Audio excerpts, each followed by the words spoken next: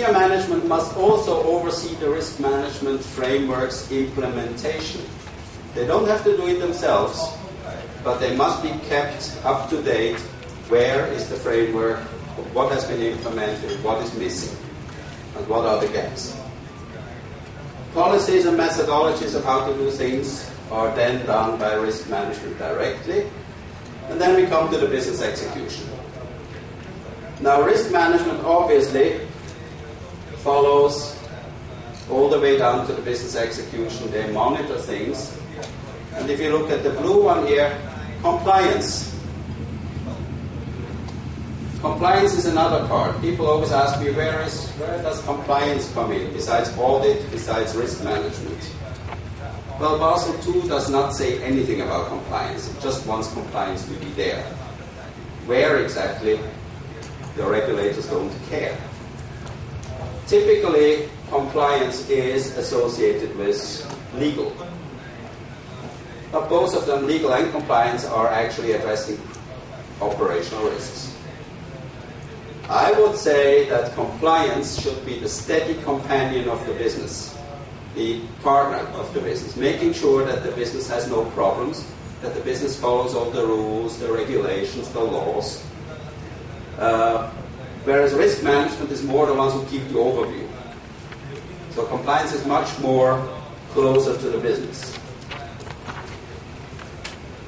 Now, if I ask any one of you who works in a company or in a bank, I said, what's your company's risk profile? I have a good chance that you will tell me, well, here we are okay, there we have a problem, there we may have risk. And you tell your senior managers, and they'll say, well, that's not quite what we want. We want this kind of risk profile. Now, how do you get there? The first thing, of course, you say, well, okay, let's look at what we have to change. And you do an actual analysis. Where is our risk profile? And then, much to your surprise, you find it's actually out there. It's not even where you expected it to be. Well, that means from time to time, you have to do an analysis. What is your actual risk profile? You cannot just assume last time it was there, it's still going to be there. You should do this on a regular basis. Another part of corporate governance is risk culture. A lot of banks have a culture when it comes to credit risk. So your credit, people who handle customers who have to give credits, they know exactly what they have to do. They have to go to the credit department, they will do an analysis, look at certain key data, and then either give or do not give the credit. Now, there's a pretty good culture there for a lot of credit risk. Market risk, similar. Traders know exactly, well, this much limit I have, I cannot exceed, and this counterparty I can only do to a certain extent. So there's a culture there too. Do we have the same culture for the daily operation? No, is the only answer I know. It just does not exist. I can tell you, when I visit banks, anytime I walk out, I could write a report back from at least 10 items I saw which are poor examples of operational risk culture. It starts already when you get to a bank and you get to somebody's office and this person doesn't even know you're coming because nobody announced you. They just open the door and say, go to that floor and that office. It's not proper. You let somebody in the building without control, it's not proper. That's the beginning, but there's so many other things. So, if you have anything like credit or trading, there is some sort of culture. But outside trading, outside credit, forget about culture. As it is today. But it is important that you build that culture. Only when every single employee starts thinking about the consequences of what he or she is doing, that's when we start building a risk culture. People know, if I do this, I could have a problem if this goes wrong. Okay, maybe think about it and do it differently. We had cases like, you may have heard that in Switzerland there's something like a banking secrecy. All its plus or minuses, that doesn't matter. But actually, it is forbidden for an employee to talk about the account of a customer. Now, the press, sometimes, of course, they are nosy. They want to know, does this person have an account here, yes or no? And there was a case when an employee said, I'm sorry, this person doesn't have an account with us. You can say, well, okay, nothing happened because he doesn't have an account. I didn't breach anything secret. Yes, you did. Because you admitted that this person does not have an account. You're not even allowed to say that. So he didn't think when he said that. He should have thought in the first place, somebody asking about a customer, no information, finished. So even if you think it is harmless, it may have a consequence. Because if you do this with the 3 major banks, or the 2 major banks nowadays left in Switzerland, well, if you don't have an account here, it must be at the other one. As simple as that. So,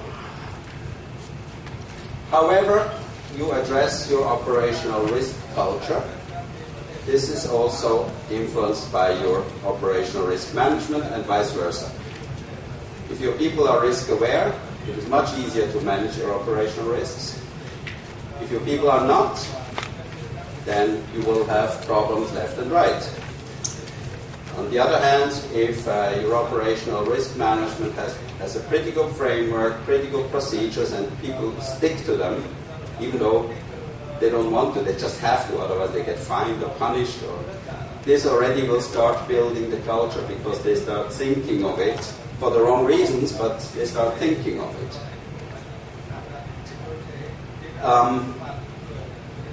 Just installing an operational risk management is the first step. But the more effort you make to have a comprehensive framework, comprehensive solution to addressing your risks, you will get much, much more benefit. So I usually say, if you just do what the regulator demands from you, what the state bank demands from you, well, you have an expensive exercise, but you will not achieve your goal. You will only just do things for the central bank. That's not the purpose. You want to do things for your own good. That means you need to invest a little bit more, but your payback will be a lot more than what you invested extra.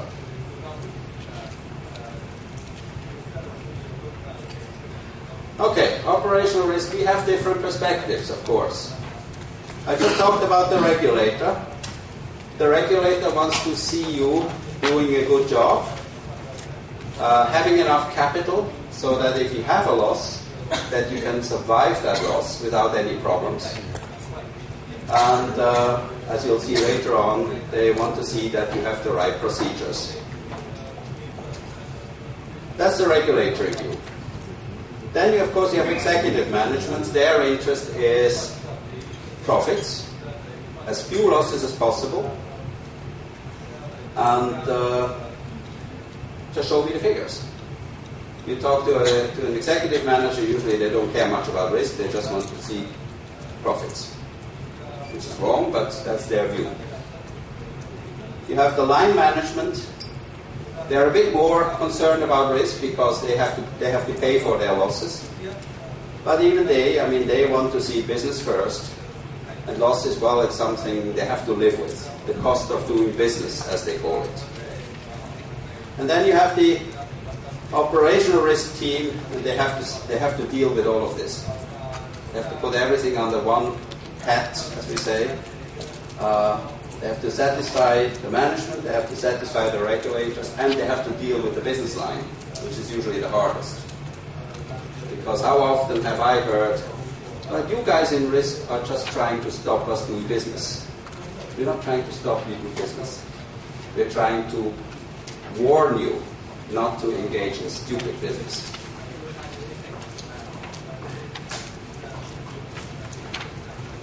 Now, the regulator, obviously, it is not the regulator's duty and it's not the regulator's capacity to micromanage a bank. That's not the interest of the regulator. The regulator wants to see that you have the capacity to deal with your risks, that you are adequately prepared, that you have the resources, and that you know what you're doing. We have had banks in the last few years, they went belly up in the crisis because they did not know what they were doing. As simple as that. So, the best way to function in a financial system is when regulators and banks work hand in hand. So, there's a mutual give and take. There should be an ongoing dialogue between the state bank and the banks. So, discuss with each other, be open to telephone calls to answer questions left and right. So, when you have that mutual trust and information sharing, that's when the financial system works the best. Why do I say that? Because last year, the risk business did a survey, a global survey, on how the banks perceived their regulators. Now, I can tell you the State Bank of Vietnam was one of those who were reviewed, because we had respondents from Vietnam who rated their state bank. Now, the answer was that 28% of respondents believe the regulations issued by the supervisors are complete but unclear. Okay, so you give a regulation, but it's not clear what you want to say. Well, I had that experience. I worked for a bank in Romania for 2 years as a consultant. And we had questionnaires from the Romanian National Bank. And the operational risk head came to me and said, well, what does that mean? What is the question? I said, well, I don't understand it. Can you tell me in English? Because, I mean, the Romanian, I understand some Romanian, but I said, I can't understand it. But tell me, what does it say in English? Well, I translated it for you, but I still don't understand it. Okay. So we answer, we don't understand the question. No, we cannot do that. I said, why not? I cannot give an answer to a question I don't understand. And that's what we did. And believe me, out of the 20 questions, 11 we had to answer, we don't understand the question. It's not that we were stupid. It's because the Romanian National Bank took some foreign questionnaires, probably ran it through Google Translate, and then handed it out to the banks. It was completely incomprehensible what they wanted to ask. They probably didn't know themselves. So that's where this comes from, complete but unclear. Everything is there, but it's not clear what they want. So you have to, as a regulator, you have to make sure that your regulations are clear. And one of the ways is simply you have a discussion with your banks. Have occasional roundtables explaining to them what you want, and then they understand too. 49% of the regulation issued conform mostly to Basel II with some national discretions. Okay. 51% of respondents said that their regulators were somewhat approachable. That means not every regulator had open doors. Come and ask questions. So some regulators said, well, send us your questions. Maybe you get an answer. Maybe. That, of course, is not the best way to run a financial system. So be open, have a discussion. Right. 40% of surveyees said that only some guidance was offered by their regulators, and 31% said it was good. So that obviously depends on the countries that answered. So in some countries, 40% of the respondents had to say the guidance was not enough. The level of regulators' detailed knowledge of operational risk was low, with only 16% describing it as very detailed. Well, I can confirm this from even my former regulator, the Swiss Banking Commission, or FINMA as it's called now,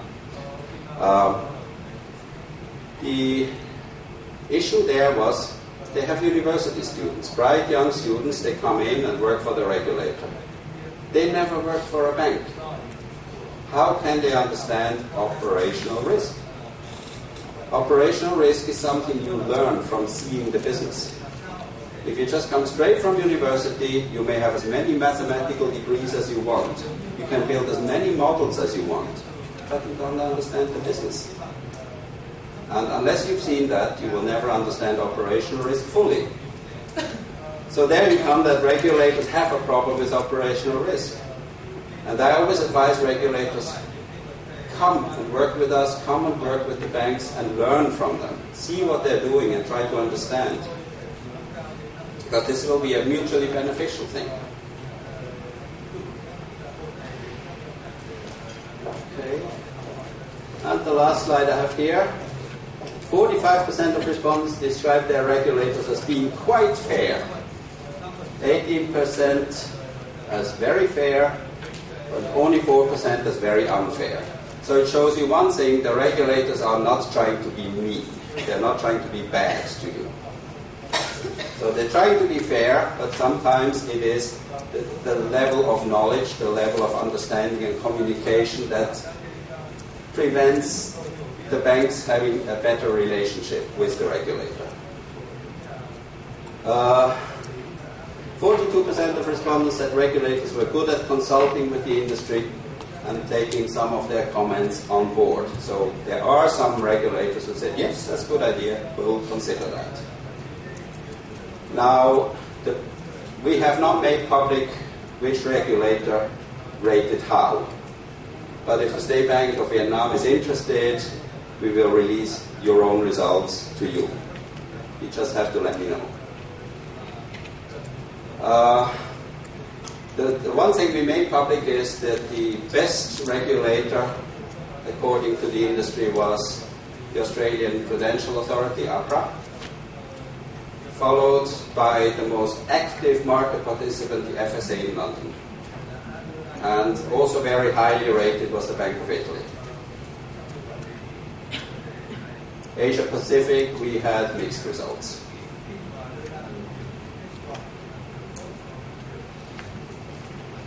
Right. Basel II. You are going to be faced with Basel II and all its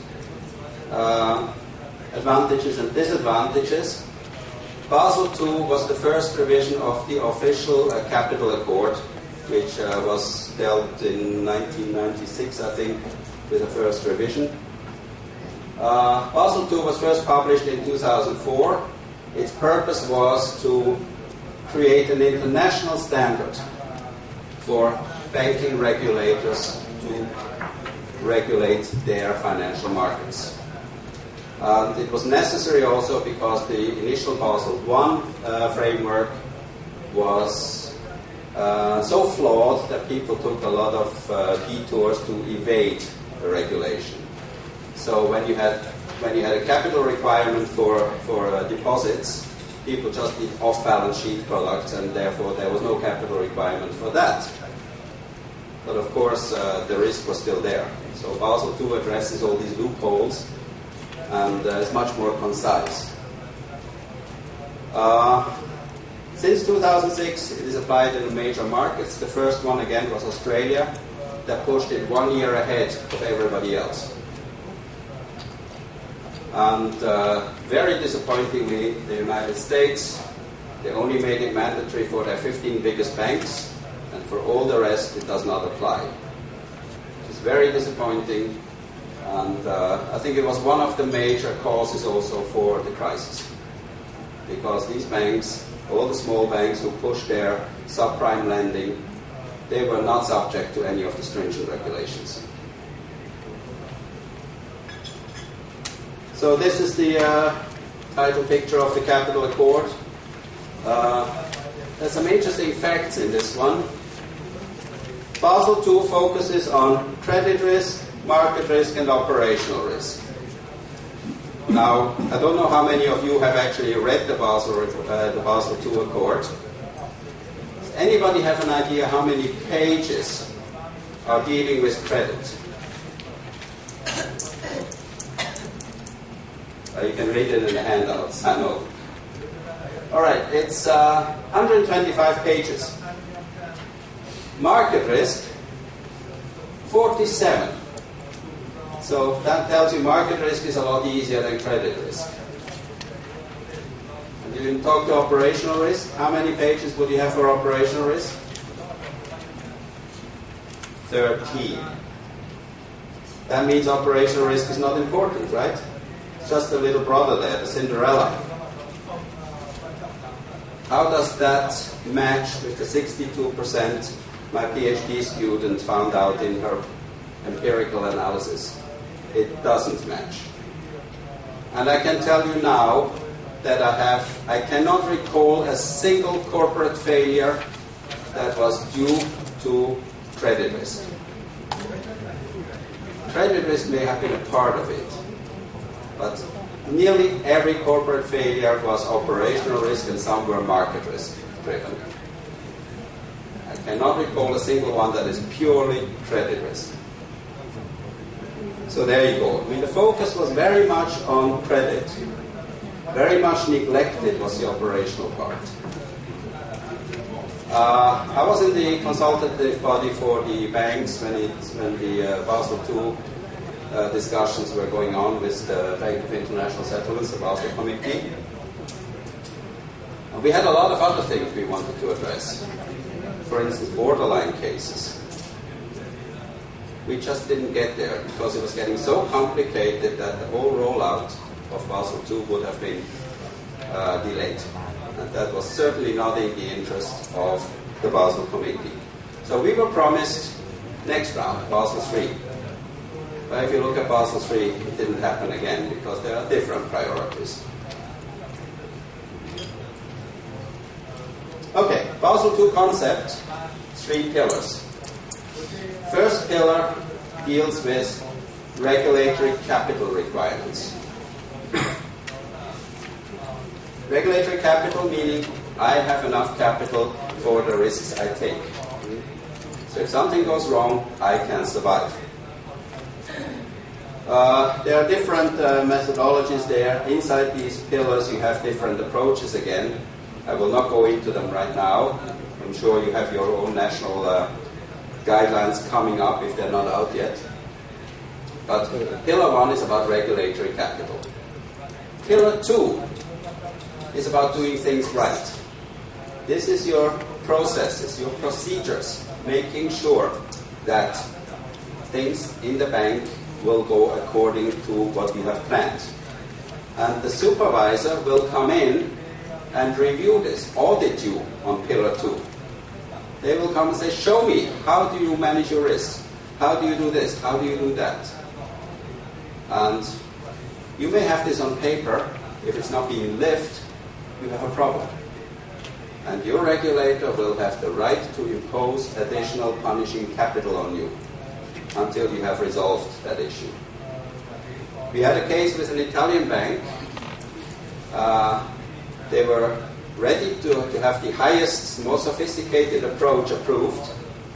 And the regulator, the Bank of Italy, was very happy. He said, perfect job, Maria. Maria was the head of operational risk. And Maria, you've done a good job. Okay, let me just go and talk to some of your business lines. So the auditor from the Bank of Italy went to one of the business lines. I think the first one was Treasury. Asked the treasurer, so tell me, how do you address your operational risks? Treasurer said, what operational? I have no time for this. No time? Sorry, Maria, failed. Because your organization does not know what you're doing. What you are doing affects the whole organization and they should follow you. They don't even know what you're doing. Sorry, not approved. So you're going back to higher capital requirements than before.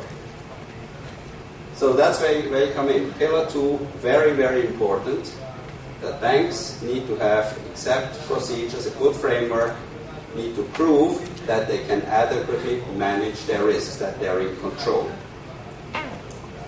Pillar 3 is an interesting pillar.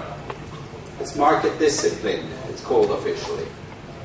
It is nothing else but disclosing how you manage your risk. Have a little chapter in your annual report where you write, what are you doing to address your risks? How do you manage your risks? So that your shareholders, your stakeholders, will see what you do, will feel comfortable or uncomfortable. If they feel, well, from what they write here, I don't think I'm going to invest in this bank anymore, that's their right, and that's why it should be here. You should disclose how you manage risk, show that you are in control to a wider public, not just to your regulator. And that's pillar 3. And since this was introduced, we have a lot of banks who have something close to 20 pages of description of risk management procedures in their annual reports. So it can become very detailed. And mind you, you don't have to change this every year.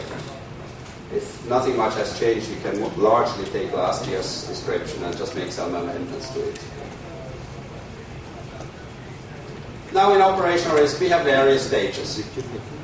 The first one, I would say, is simply internal controls. What do? You catch mistakes, you spot errors, you avoid losses, you check the quality. I think that's what probably everybody does. That's the first step of operational risk management. When I started operational risk management in Credit Suisse Group, I went to talk to the business line managers. They said, what are you doing that we haven't done all the time? Well, they meant this, controlling their organization. But there is a next step. The next step is identifying your risks before you have to deal with it and catch the mistakes, spot the errors. You want to know before that they could happen. What do? You monitor risk indicators, key risk indicators, KRIs. You monitor incidents, something that has happened. You want to learn from it. What has happened? Why did it happen? Could it happen again?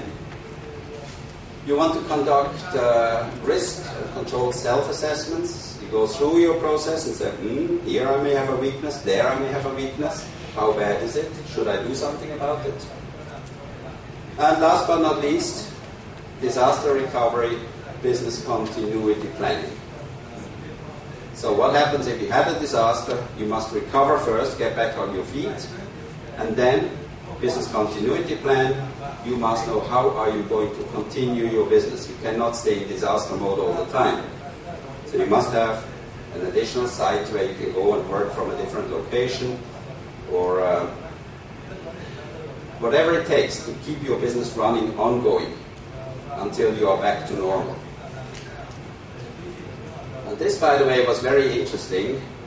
9/11, the attack on the World Trade Center in New York. I read a study somewhere, which unfortunately I can no longer find on the internet, but I read it, where it said that companies who could not pick up their business as usual within 1 or 2 weeks eventually went out of business. So if you're not ready to pick up the pieces and start your business right away, within a week or 2, you will have lost so much confidence from your clients that they'll walk away and eventually you go out of business. That was the study result. And that's frightening. Mind you, business continuity planning is not a paper exercise. It is a vital part of your preparedness. So this I call good management or common practice. If you're not there, you have a long way to go.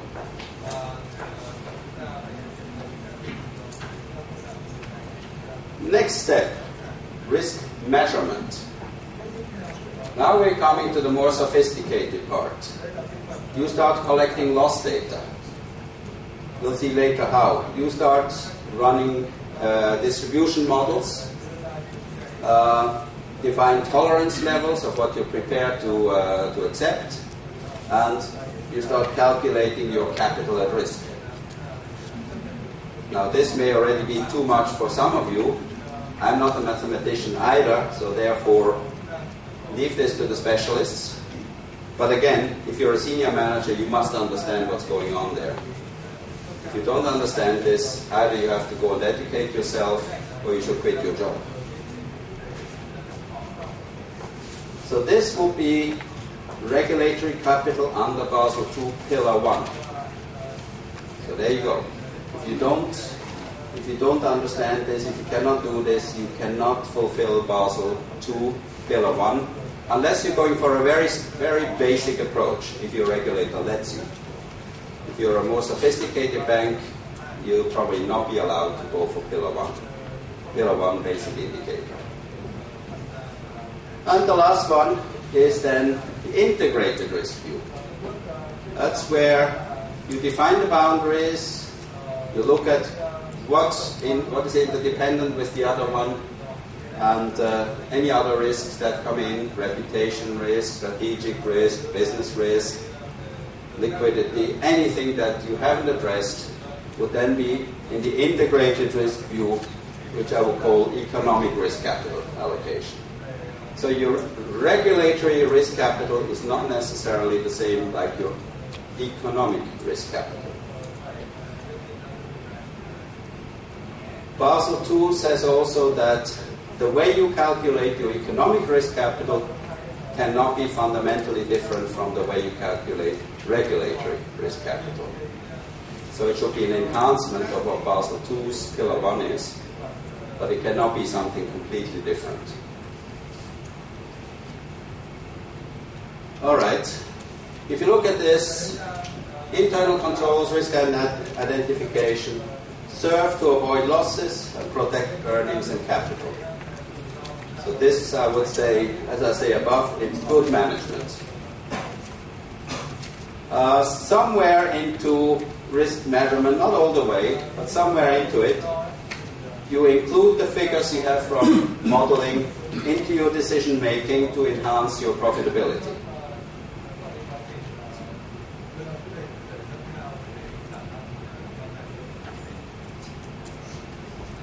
Okay, and the last one, obviously, when you have your integrated view, you know and understand your risks, and you increase your shareholder and your stakeholder values.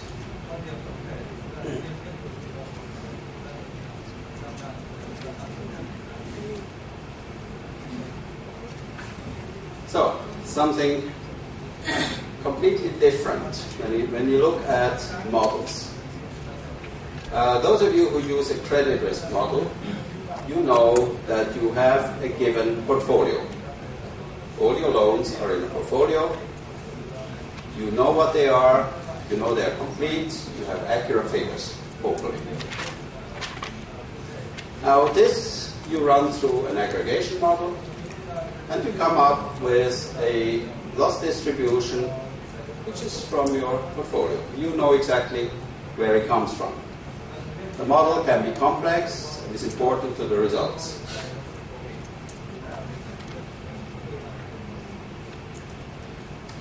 Okay, look at it from the operational risk part. You only know what is your loss history. So you come from the other end. You have a loss distribution. Now you have to sort of reverse it through an aggregation model to come up with your portfolio. If I ask you today, what is your operational risk portfolio? I don't know. I mean, I can give you a few points, but I cannot give you everything. But if I can ask you, what is your loss history? You should be able to tell me that. So you come in the reverse cycle. From your losses, you start to figure out what is your actual portfolio. And for this, the model is of limited importance to your outcome, because you have an overwhelming uncertainty from an unknown portfolio.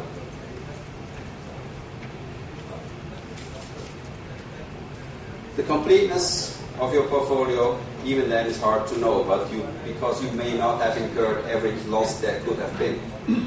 So your loss, so that's why you still have something called unexpected losses.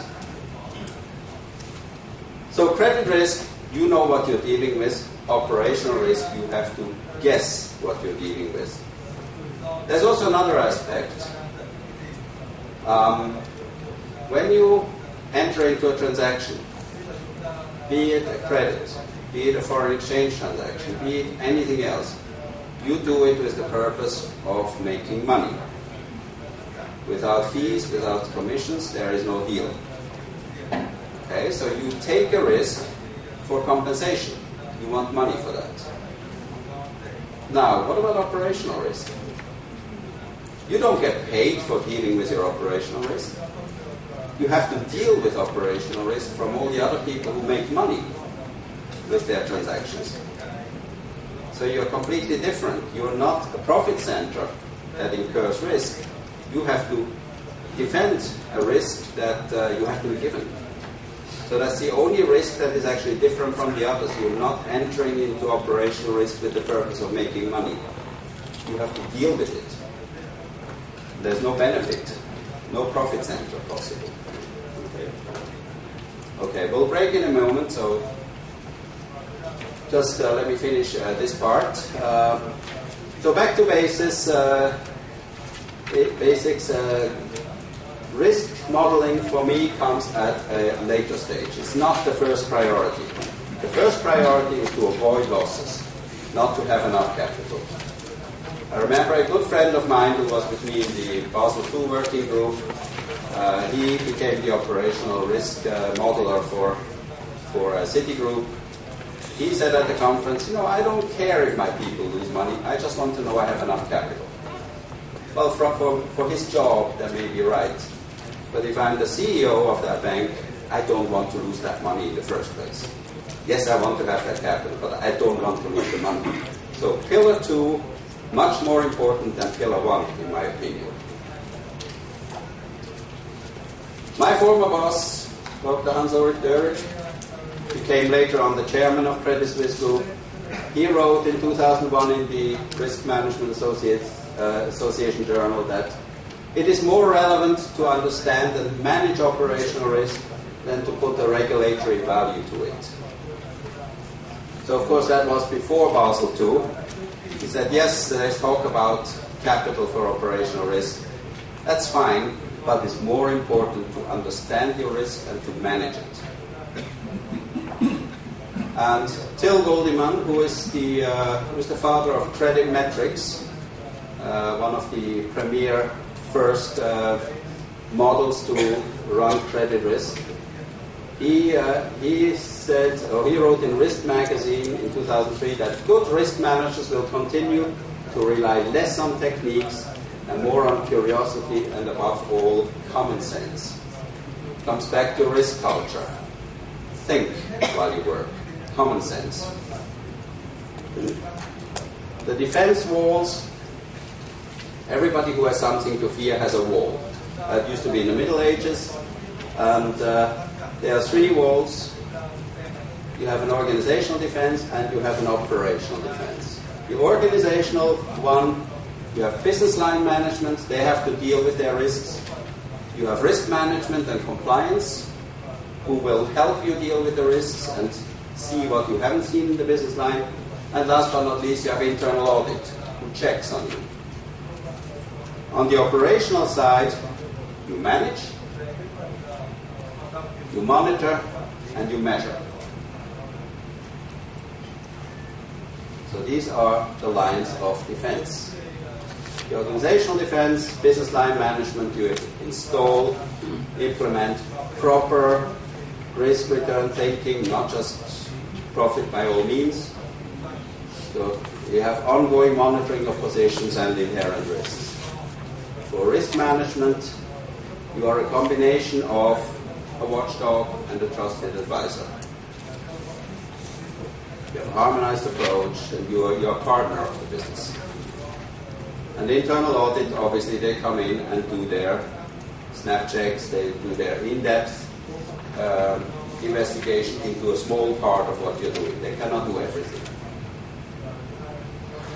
As you know, I come from Switzerland. We have cheese with a lot of holes. And it's because we're stingy. We don't want to give you everything, so we sell you the holes too. All right, so risks can only develop into losses if all the holes are in the same line. If any one of your controls there, every slice of cheese is a control. No control is perfect. If any one of your controls is tight, the risk will not become a loss. If all holes are in one straight line, you will have a loss. Before we can address risk, we must understand it. And we'll look at this after the coffee break. I'm told that people are getting restless. So we look at this when we come back from coffee. Shall we say, 15 minutes? Okay, enjoy yourselves.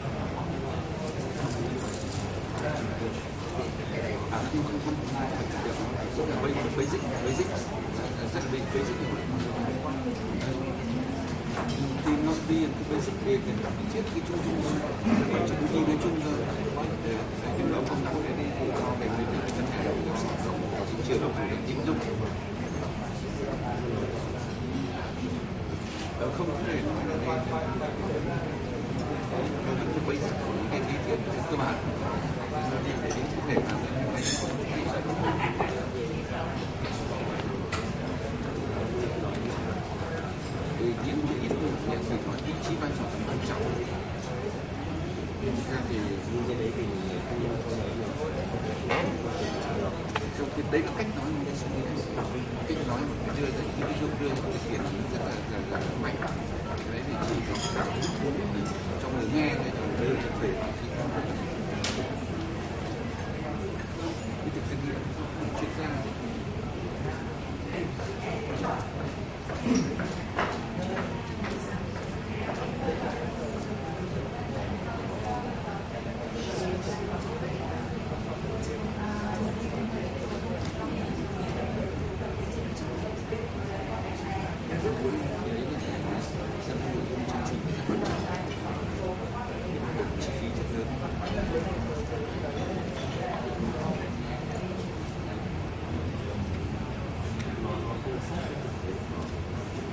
Đây như mình nói như đi chung cái đi chung ở Việt Nam thì nào có lợi ích.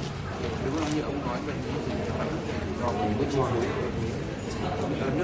nước ngoài thì ông bảo có lịch sử hàng trăm năm ông nói như vậy, deflation nó phải tham vọng của nó vì ông hồi đầu còn nhỏ chắc là bị hai cái rủi ro nhất là đất QB Nhật Bản, càng này đầu tư phần đầu tư very banks. Ông này nói như ông nói tiếng Anh, very banks thì nó làm cho cái định chế tài chính 250 năm chuyên về hoạt động chứng khoán của Anh bị sụp đổ, thì bán nó là bên các bạn bán là ING thì nó nằm ở chi nhánh Singapore, là đầu tư chứng khoán bị nó được bị hai quản năm 95 96 9 tuổi nhất quản một đất Kobe Nhật Bản đổ xuống chứng khoán của Anh vào vỡ nợ của mọi người.